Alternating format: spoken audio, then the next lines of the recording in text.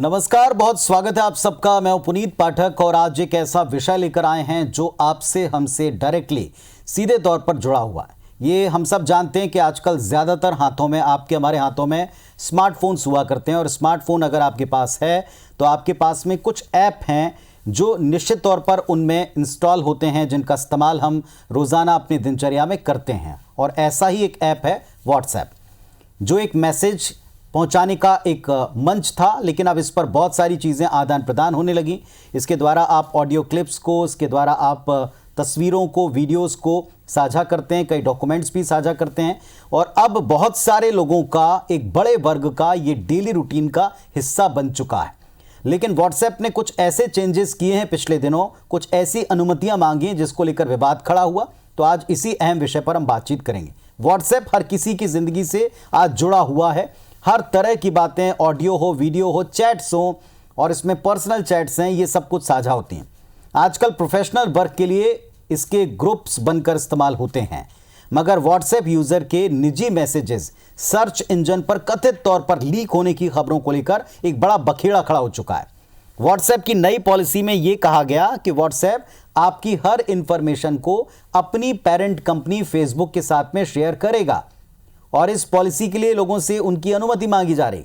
Policy लागू हुई, इसके बाद आप अपने व्हाट्सएप पर जो कंटेंट अपलोड करेंगे, सबमिट, स्टोर, सेंड, रिसीव, यानी किसी भी तरह से अगर आप उसे साझा करते हैं या प्राप्त करते हैं तो कंपनी उन्हें अपने किसी भी दूसरे प्लेटफॉर्म पर डाल सकती है, शो कर सकती है। यूज, डिस्ट्रीब्यूट और डिस्प्ले करने को लेकर आपसे अनुमति मांगी गई और ऐसा करने की अंतिम तारीख 8 फरवरी है। मतलब 8 फरवरी तक आपको व्हाट्सएप को ये अनुमति देना होगा कि आपके हर तरह की चैट को वो कहीं और साझा कर सकते हैं अपने बाकी के प्लेटफॉर्म्स पर, और ऐसा नहीं करने पर व्हाट्सएप का आपका अकाउंट डिलीट हो जाएगा, बंद हो जाएगा। हालांकि बुधवार को व्हाट्सएप ने देश भर में एक विज्ञापन दिया, बड़ा विज्ञापन दिया और इस पर अपनी तरफ से सफाई दी, क्योंकि इसकी घोर निंदा हो रही थी। इस पर लोग बड़ा कंफ्यूजन में थे। फेसबुक की स्वामित्व वाली मैसेजिंग सेवा व्हाट्सएप ने यह कहा है कि नीति में हालिया बदलाव से दोस्तों या परिवार के साथ आपके किए गए मैसेज, इसे पूरी तरह से निजता और गोपनीयता के दायरे में रखा जाएगा। इस पर कोई असर नहीं पड़ेगा। ये सफाई है उनकी। निजता विवाद के बीच व्हाट्सएप का ये दूसरा स्पष्टीकरण है। इसके पहले कंपनी ने कहा कि नीति में बदलाव से सिर्फ व्हाट्सएप के बिजनेस अकाउंट पर ही प्रभाव पड़ेगा, यानी बिजनेस अकाउंट के जो डेटा है वो साझा हो सकते हैं, लेकिन पर्सनल अकाउंट के जो डेटा हैं वो कतई साझा नहीं किए जाएंगे। तो अब इस सफाई के बाद भी लोगों के मन में कई संशय हैं, लोगों के मन में कई भ्रम हैं, कई सवाल हैं। तो आप देखें व्हाट्सएप की क्या सफाई है। व्हाट्सएप की सफाई जो आई उसके मुताबिक हम कुछ अफवाहों को दूर करना चाहते हैं। ये 100% क्लियर कर देना, साफ कर देना चाहते हैं कि जो बातें पिछले दिनों चल रही हैं उसमें कितनी सच्चाई है। तो कुछ अफवाहों को दूर करना चाहते हैं, ये व्हाट्सएप ने लिखा है।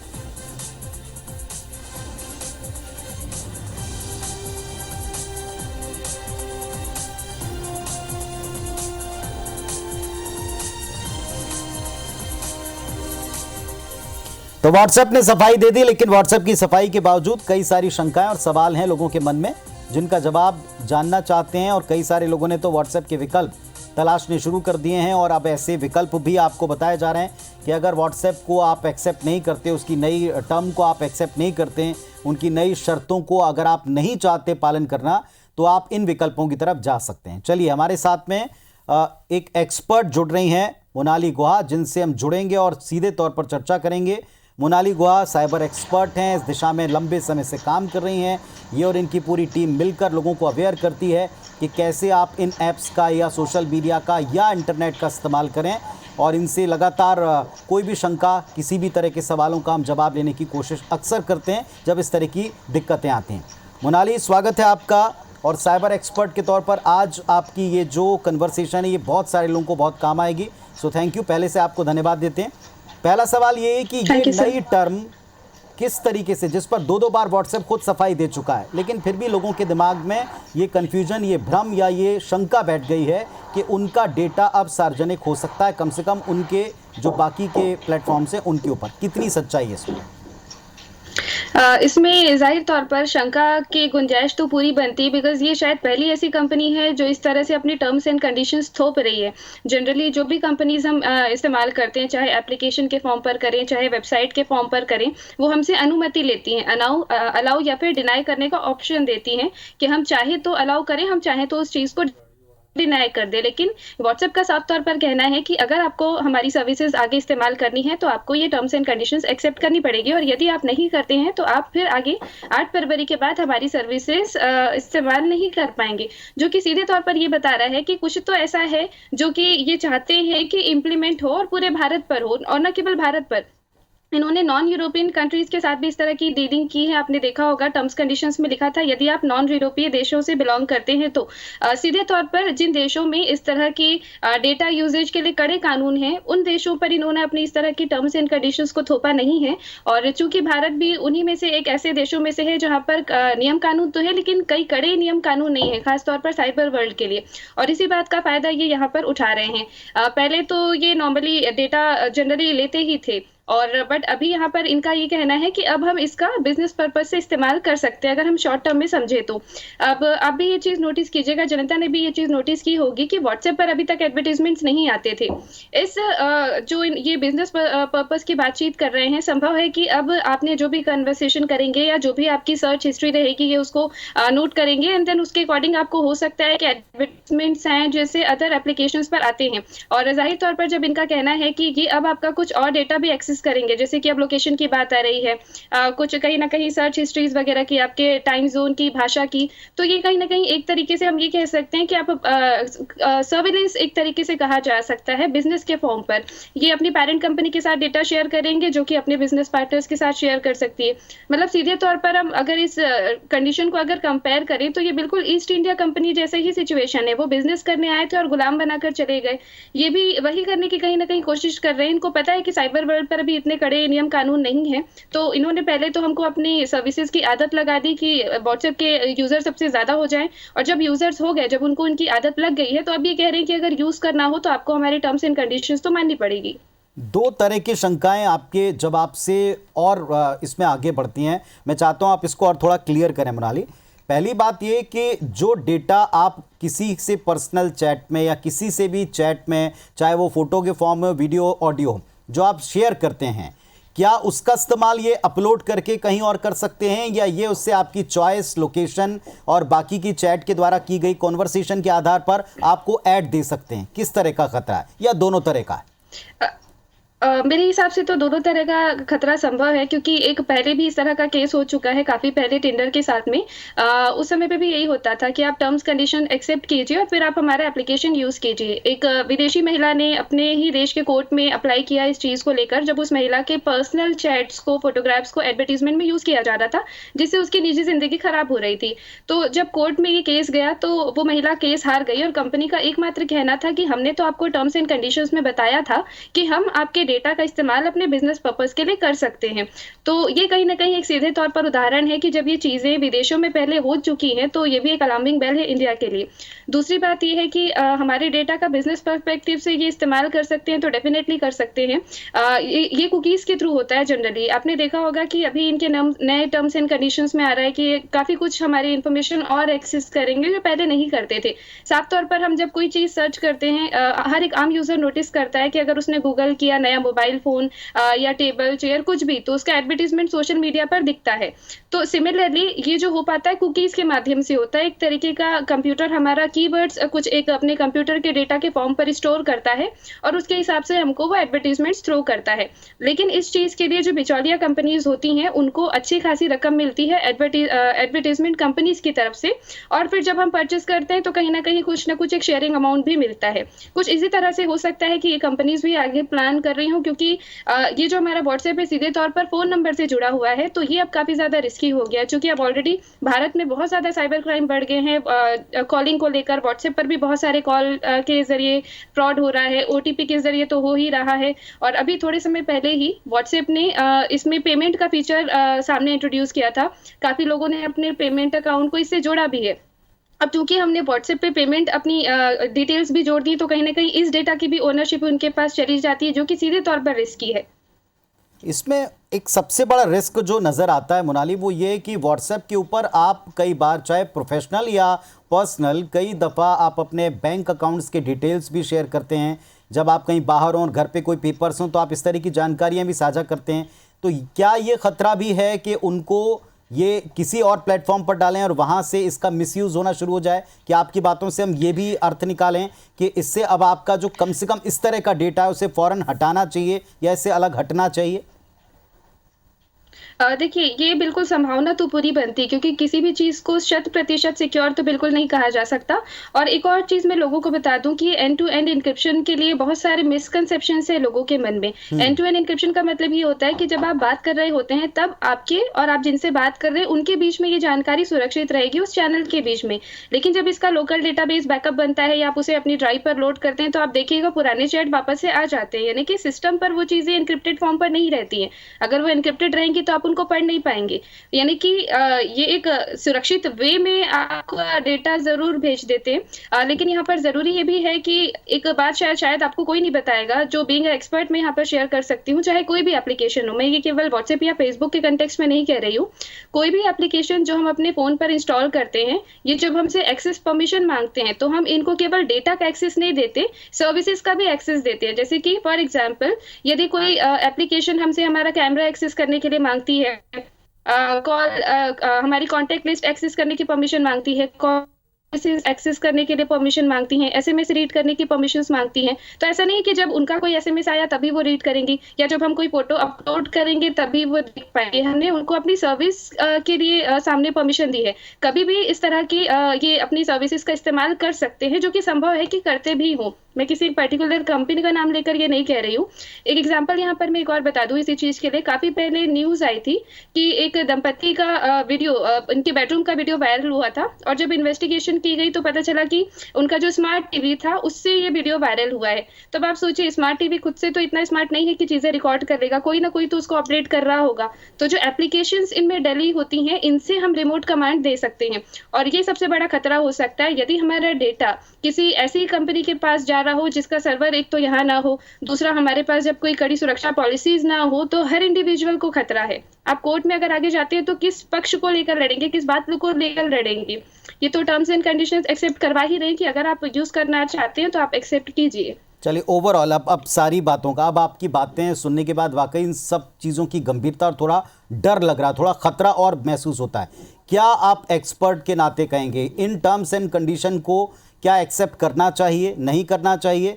तो फिर जो सफाई आई है उससे आपको क्या लगता है? उस सफाई से आप एज एन एक्सपर्ट कितनी संतुष्ट हैं? और फाइनल आपकी एडवाइस क्या होगी इस मामले में? ये सिर्फ सफाई, ये वो बोलते हैं ना, राग लपेट करना, वो बस यही कर रहे हैं। अगर इनको केवल बिजनेस कन्वर्सेशन से मतलब होता तो केवल ये नोटिफिकेशन उन्हीं को जाता जो व्हाट्सएप बिजनेस का इस्तेमाल कर रहे हैं, लेकिन ये नोटिफिकेशन हर एक आम नागरिक को जा रहा है जो नॉर्मल व्हाट्सएप भी यूज़ कर रहा है। दूसरी चीज़ ये है कि इनकी कई तरह की सफाई आ रही है कि लोकेशन नहीं लेंगे, लेकिन ये आईपी एड्रेस तो ले ही रहे हैं जिससे कि लोकेशन मिल सकती है सीधे तौर पर। तो बातों को ये घुमा फिरा के ही रिप्रेजेंट कर रहे हैं। मेरा मानना ये है कि हमें से किसी को भी ये टर्म्स कंडीशन एक्सेप्ट नहीं करनी चाहिए। अब चूंकि ये देश हमारा है, तो यहाँ की जो टर्म्स कंडीशंस होगी वो गवर्नमेंट के द्वारा जो बताई जाए वही होंगी। हम उनके टर्म्स कंडीशंस के हिसाब से चले, ऐसा नहीं है। हमारे पास बहुत सारे अल्टरनेटिव्स हैं। मैं जनता से अपील करूंगी कि आप इंडियन अल्टरनेटिव्स की तरफ जाएं। बहुत सारे XYZ ऐसे अल्टरनेटिव्स हैं जिनका सर्वर आउट ऑफ इंडिया है। तो अगेन ये चीज़ें रिपीट ना हो, इसका भी ध्यान रखें। जब व्हाट्सएप आया था तो उसने भी बहुत सारी अच्छी अच्छी बातें कही थी कि हम ये सुरक्षा देते हैं, वो सुरक्षा देते हैं, और टाइम के साथ व्हाट्सएप पलट गया। तो संभव है कि जो एप्लीकेशंस आज आप एज एन अल्टरनेटिव स्वीकार करते हैं, कल को भविष्य में वो भी इस तरह का कोई गेम खेल जाए। तो बेहतर है कि हम भविष्य के लिए भी आज ही तैयार हो। इस तरह के टर्म्स कंडीशंस को हम एक्सेप्ट ना करें, बट अगर आप यूज करना चाहते हैं तो ये आपका इंडिविजुअल डिसीजन है, आप कर सकते हैं। लेकिन एक तौर पर मैं सरकार से भी अपील करूंगी कि जरूरत है कड़े सुरक्षा कानूनों की। हमारे जो बिल्स पेंडिंग हैं उनको पास किया जाए। 8 तारीख तक का सफिशिएंट समय है, एक अच्छा समय है ये कि इस तरह का कड़ा डिसीजन लेकर इस तरह की कंपनीज को जवाब दिया जा सकता है कि हमारी जो एकता है वही हमारी शक्ति है, और कहीं ना कहीं सरकार भी इस चीज की गंभीरता को जानती है। तो कड़े नियम कानून लाना जरूरी है ताकि इस तरह की कंपनी अपनी मोनोपोली चलाना बंद करें। मोनाली, पिछले दिनों जब बायकॉट चाइना एक हैशटैग चला था, तब उस समय हमने देखा था कि एक दिन में, जब हम खुद भी फेसबुक के ऊपर कोई लाइव करते थे तो हमने देखा था कि एक दिन में बहुत सारे लोगों ने उस लाइव को सुनते सुनते देखते देखते चाइनीज़ प्रोडक्ट को बायकॉट किया था, बहुत सारे चाइनीज़ ऐप को अपने मोबाइल से निकाल दिया था बिफोर बैन। ये मैं बात कर रहा हूँ। आप जिस एकता की बात कर रही हैं, इस समय जिन लोगों ने, कई सारे ऐसे लोग हैं जिन्होंने इसको इतना सीरियसली नहीं लिया और इसे एक्सेप्ट कर लिया, उनके पास क्या विकल्प है? क्या उनको अभी इसे डिलीट करना चाहिए? बाद में विकल्पों की तरफ भी जाएंगे। जो बात आपने पॉलिसी के तौर पर कही, क्या ये इतना आसान है, इतनी आसानी से हम कर सकते हैं गवर्नमेंट के नाते? ये आसान अगर ये कहा जाए कि, क्योंकि देखिए अगर हमारे पास कोई अल्टरनेटिव ऑप्शंस नहीं होते, कोई पहले से सॉल्यूशन नहीं होते, तब ज़रूर ये मुश्किल होता। लेकिन बहुत सारे हमारे पास ऐसे ऑलरेडी बिल्स पेंडिंग है जिनमें इस तरह की प्रॉब्लम्स के लिए बहुत सारे सॉल्यूशन सजेस्टेड हैं। अगर उन पर डिस्कशन किया जाए, एक्सपर्ट्स की टीम को बैठाकर जुडिशरीज के साथ में डिस्कशन किया जाए, तो बहुत ही जल्द इस पर सॉल्यूशन मिल सकता है। क्योंकि बहुत सारे ऐसे रिसर्च पेपर्स भी आए हैं जिन्होंने बताया कि हाँ, यहाँ पर ये कमी है, यहाँ पर ये चीज़ें सुरक्षित हो सकती हैं। एक्सपर्ट रिव्यूज आते हैं, तो इन चीज़ों को ज्वाइंट करके कहीं ना कहीं आगे पार्लियामेंट में पेश किया जाना चाहिए। और एक और चीज़ यहाँ पर ये है कि बात जो होती है सुरक्षा को लेकर, तो हमें एक चीज़ का तो ध्यान रखना होगा कि इतना मुश्किल भी नहीं है चीज़ें, अगर हम चाहें तो कर सकते हैं। चलिए, अब एक छोटा सा ब्रेक मोनाली यहाँ लेंगे और उसके बाद मैं उन ऑल्टरनेटिव्स के ऊपर आऊँगा जिसकी चर्चा इन दिनों काफ़ी ज़्यादा हो रही है, और उस सवाल को फिर लेकर आऊँगा कि जिन लोगों ने एक्सेप्ट कर लिया वो क्या करें। तो नई व्हाट्सएप पॉलिसी, इसे एक्सेप्ट नहीं करना चाहिए, ऐसा कई सारे एक्सपर्ट ने, और यहाँ जो एक्सपर्ट मौजूद हैं उन्होंने भी कहा है, क्योंकि ये पूरी तरीके से आपके डेटा को एक खतरनाक स्तर पर यूज़ करने की अनुमति प्रदान करता है। लेकिन मोनाली, मेरा सवाल फिर वही है, जिन लोगों ने नेग्लिजेंसी में या अनभिज्ञता की स्टेजेस में इनको स्वीकार कर लिया, वो क्या करें? नंबर 1। नंबर दूसरा, कई ऑल्टरनेटिव्स के ऐड चल पड़े हैं, उनके कितने डाउनलोड्स हो रहे हैं ये भी ऐड की तरह इस्तेमाल हो रहा है। तो क्या उन ऑल्टरनेटिव्स की तरफ जाना चाहिए? क्या वे उतने सुरक्षित हैं? पहले सवाल का मैं जवाब दे दूं, जिन लोगों ने गलती से इन टर्म्स कंडीशंस को एक्सेप्ट कर दिया है लेकिन अब वो आगे व्हाट्सएप नहीं चलाना चाहते इनकी इन टर्म्स एंड कंडीशंस के साथ, तो व्हाट्सएप ने भी इसके लिए एक ऑप्शन दिया है कि आप केवल अनइंस्टॉल ना करें व्हाट्सएप को, आप अपना अकाउंट डिलीट करें। लेकिन इसके भी आगे मैं कुछ और सजेशंस जनता को देना चाहूंगी कि आप केवल अपना अकाउंट डिलीट ना करें, अकाउंट डिलीट करने के पहले भी आप कुछ ऐसे प्रोसेसेस फॉलो करें जो मैं आपको बता रही हूँ। सबसे पहले तो आप अपने सारे चैट्स डिलीट करें। डिलीट करने के बाद जब आपके पूरे चैट्स डिलीट हो जाएं तो आप देखिएगा आपके फोन पर इंटरनल मेमोरी में फाइल एक्सप्लोरर करके एक फोल्डर होता है जहां पर व्हाट्सएप का एक अलग से फोल्डर आपको मिल जाएगा। उस फोल्डर का जितना भी डेटा आप वहां पर डिलीट करें, यहाँ पर आपका लोकल डेटाबेस बैकअप बनता है, आपकी इमेजेस, मीडिया फाइल्स वगैरह स्टोर होती हैं, आप लोकल बैकअप को डिलीट करें। इसके अलावा आपने जो ईमेल आईडी लिंक की थी आपके व्हाट्सएप के चैट का ड्राइव पर बैकअप लेने के लिए, उस आईडी को आप वहां से हटाकर नेवर पर क्लिक करें। उसके बाद अपना अकाउंट डिलीट करें। इससे फायदा ये होगा कि जो ऑलरेडी डेटा आपको कहीं ना कहीं लगता है कि किसी न किसी फॉर्म में उनके पास जा सकता था, अब वो नहीं जाएगा। जो दो संभावनाएं बनती है, एक ऑनलाइन बैकअप की, एक ऑफलाइन बैकअप की, वो भी आप खत्म कर चुके होंगे। उसके बाद फिर आप अपना अकाउंट डिलीट कीजिएगा और फिर व्हाट्सएप को अनइंस्टॉल कीजिएगा। इसके साथ ही आपको एक चीज का और ध्यान रखना होगा कि बहुत सारी ऐसी सर्विसेज होती हैं जो हमको कहीं ना कहीं इनडायरेक्टली या बिना बताए ये चीजें यूज करते हैं। तो आपके जितने भी सोशल मीडिया अकाउंट्स इससे लिंक्ड थे, आप उन सभी का कम से कम 2 से 3 बार पासवर्ड चेंज कर लें, ताकि एक वो खतरा ही खत्म हो जाए कि अगर हमारा डेटा ब्रीच हुआ या उसका कभी बाद में मिसयूज हुआ तो उसका कोई नेगेटिव इम्पैक्ट हमारे ऊपर ना पड़े। अगला सवाल ये था कि हम अल्टरनेटिव्स की तरफ जा रहे हैं जिनके अब कहीं ना कहीं एडवर्टीजमेंट्स अच्छे बनने लग गए हैं। तो एक तरीके से कहीं ना कहीं बिजनेस स्ट्रैटेजी है कि जब उनको एक बूम की स्टेज आ रही है उनके लिए, तो वो उसका निश्चित तौर पर कर रहे हैं जनता तक अपनी रीच और बढ़ाने के लिए। लेकिन यहाँ पर भी मैं एक बात कहूंगी कि इंडियन एप्लीकेशंस का आप इस्तेमाल करें, क्योंकि कहीं ना कहीं हमारे भारतीय कानून के दायरे में आते हैं, सुरक्षित हैं। और ये भी है कि जब हमारे इंडियन कानून के दायरे में आते हैं तो आगे हमको कहीं ना कहीं एक तरीके से लीगल प्रोसीडिंग्स में आगे इश्यूज नहीं होंगे। जब हम इंटरनेशनल एप्लीकेशंस का इस्तेमाल करते हैं, आउट ऑफ इंडिया के जो एप्लीकेशंस है अगर उनका इस्तेमाल करते हैं, तो अगर कोई क्रिमिनल प्रोसीडिंग होती है तो इन्वेस्टिगेशन अब्रॉड में काफ़ी कुछ दिक्कतें आती हैं। उस नेशन का सपोर्ट भी मैटर करता है, वहाँ के जो नियम कानून हैं वो भी मैटर करते हैं। तो कहीं ना कहीं न्याय व्यवस्था में दिक्कत हो सकती है, तो बेहतर है कि हम अपने इंडियन अल्टरनेटिव्स का इस्तेमाल करें। मुझे लगता है कि आपकी बातें सुनने के बाद हमारे पास में एक पुख्ता लिस्ट होना चाहिए, सूची होना चाहिए कि कौन से इंडियन नियमों के दायरे के अंतर्गत आ रहे हैं या सपोर्ट करते हैं और कौन से ऐसे हैं जिनका कोई हमारे नियम कायदों के दायरे में नहीं आते या जो उतने ज़्यादा सुरक्षित नहीं है। इसकी एक पुख्ता लिस्ट, क्या ऐसी कोई जगह है या ऐसा कोई सर्च है जिसके द्वारा हम ये लिस्ट प्राप्त कर सकते हैं? पहली बात। दूसरी बात ये कि आज बहुत सारे हाउसेज हैं, बहुत सारी कंपनियां हैं जिनके कई कई व्हाट्सएप ग्रुप्स बने हुए हैं, वो क्या करेंगे, उनके पास क्या विकल्प हैं? पहले सवाल का जवाब ये है कि जब हम सर्च करना चाहें कि जो एप्लीकेशन हम ढूँढ रहे हैं या जिसके बारे में हम जानना चाहते हैं, क्या वो इंडियन है? तो आप नॉर्मली गूगल पर टाइप कीजिए फॉर एग्ज़ाम्पल हाइक। आप लिखिए हाइक कंट्री, तो बस इतना लिखने के बाद ही आपको उसकी कंट्री या ओरिजिन पता चल जाएगा। तो ये सबसे सिंपल तरीका है, काफ़ी टेक्निकल भी नहीं है। और जो लोग बिज़नेस अपना व्हाट्सएप पर रन कर रहे थे, उनके लिए कहीं न कहीं एक ये चुनौती है। लेकिन एक अच्छी बात ये है कि वो व्हाट्सएप पर भी जो बिज़नेस रन कर रहे थे, कहीं न कहीं कॉन्टैक्ट बेसिस पर ही कर रहे थे। तो वहाँ यहाँ पर एक सॉल्यूशन ये हो सकता है कि यदि वो अपने कस्टमर्स तक रीच करें या व्हाट्सएप फाइनली हटाने के पहले अपने सारे कस्टमर्स को इन्फॉर्म कर दें कि हम अपनी सर्विसेज आ जाएँ, तो ये कहीं न कहीं एक अच्छा सॉल्यूशन हो सकता है, जनता भी इस बात को समझती है। बाकी इसके अलावा एक बेस्ट ऑप्शन तो यही है कि बजाय आप केवल व्हाट्सएप पर डिपेंडेंट रहने के अपनी खुद की एक वेबसाइट लॉन्च करें। काफ़ी सस्ते दामों पर आजकल ये अवेलेबल हो जाती है, तो वेबसाइट होना कहीं न कहीं एक आपको यूनिवर्सल सॉल्यूशन दे सकता है। एक अंतिम बात, कुछ ऐसे डाउनलोड्स हैं जो पिछले दिनों काफ़ी तेज़ी से हुए जब से व्हाट्सएप का एक प्रकरण और विवाद शुरू हुआ, तो क्या वे सुरक्षित हैं? मैं नाम यहाँ पर लेना नहीं चाहता स्पेसिफिकली, लेकिन आप भी जानते हैं कि मेरा इशारा किस तरफ है। क्या वे सुरक्षित हैं? सुरक्षित तो डेफ़िनेटली एक तरीके से हर एप्लीकेशन होती ही है, क्योंकि जो भी फीचर्स उसमें प्रोवाइडेड होते हैं, हम सुरक्षा की बात उस पर करते हैं। लेकिन यहाँ पर बात डेटा सुरक्षा की है, सर्विस सुरक्षा की नहीं। सर्विस तो वो ऑब्वियसली दे ही रहे हैं सुरक्षा के साथ में, लेकिन डेटा हमारा कितना सुरक्षित होगा, ये सिर्फ़ उसी बात पर डिपेंड करता है कि उसका सर्वर एक तो भारत में हो, और यदि अगर सर्वर भारत से बाहर है, तो वो कंपनीज़ हमारी टर्म्स एंड कंडीशंस के हिसाब से, हमारे नियम कानूनों के हिसाब से चलती हों। तो अगर जनता कोई ऐसे अल्टरनेटिव सोच रही है, तो पहले वो ये देख ले कि उनके टर्म्स एंड कंडीशंस क्या हैं और हमारे भारत के नियम कानूनों के हिसाब से वो कितना एग्री करते हैं। चलिए, आपने बहुत सारे सवालों के सुलझे हुए और सीधे जवाब दिए हैं, और मैं सोचता हूं कि ये कार्यक्रम ज़रूर सबको देखना चाहिए और देखकर समझना चाहिए कि कितना गंभीर ये मुद्दा है। केवल एक ओके से आप क्या क्या गवा सकते हैं, और एक अगर आप इसे होल्ड करते हैं, हटाते हैं, तो आप कितनी चीज़ें बचा सकते हैं। इसी के लिए ये पूरा मंच था। और जैसा मोनाली ने कहा कि ऑप्शंस हैं, पर समझदारी से आप उन्हें देखें, चुनें, पूरी सर्च करके, और हटाने से पहले भी उन सावधानियों को अपनाएं। इस कार्यक्रम को ज़रूर देख लें। बहुत शुक्रिया मोनाली आपका, आकर इतनी इंपॉर्टेंट जानकारियाँ और हमारे इतने सारे सवालों का जवाब देने के लिए, जो लोगों के द्वारा जहन में कई सारी दिक्कतें खड़ी कर रहे थे, उनको सुलझाने के लिए धन्यवाद आपका।